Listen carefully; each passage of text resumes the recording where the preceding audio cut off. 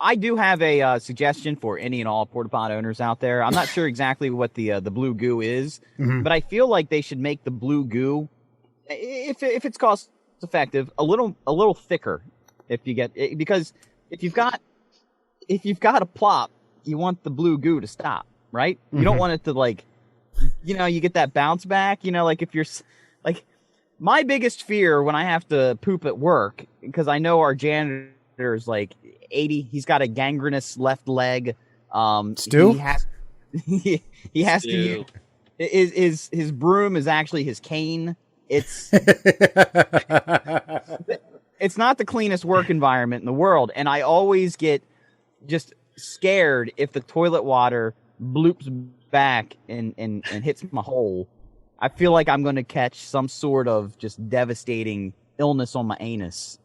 And that's going to like debilitate me for, and then I'd have to go to the doctor and be like, what happened? And then I got to get the sure buddy story of like, well, I was pooping and some water touched my butt. I've never seen toilet water do this to an asshole before.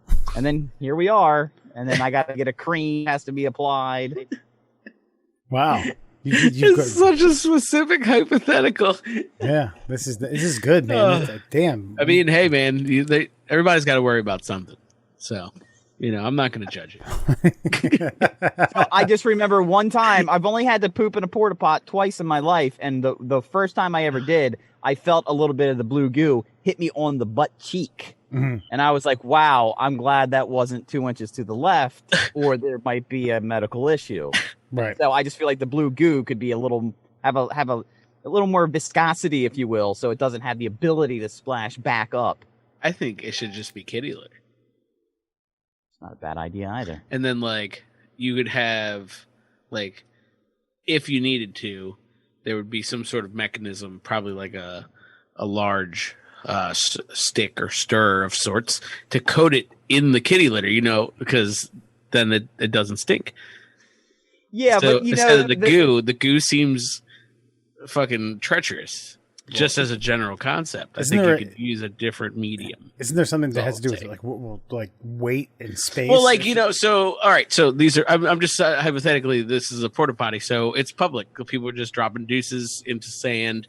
Maybe some of it piles up. Doesn't necessarily get buried under the kitty litter like a cat would do. Mm-hmm. You know what I mean? So sometimes somebody's got to get up in there and just give it a stir. Get it all coated up so that it quells the stench, and everybody goes about enjoying their porta potty. So this is a and hypothetically, in this scenario, men also piss in the urinal, and it's safe to sit on these things. But you know how many impalement deaths would happen at construction sites if you start putting some long-ended spear into a porta pot, or at festivals where people are Pimlico, you'd have porta pot jousting sessions in the lawn. Well, you'd have to like chain it to the fucking porta potty, man. Yeah, it's like I'm not thinking the whole thing through here. No, not at all. Yeah, you haven't gotten past step one because I don't know who's volunteering. Like, oh boy, gotta go. Oh, gotta give it a stir. Maybe there's a representative from Hall's Honey Pots there. Goes into.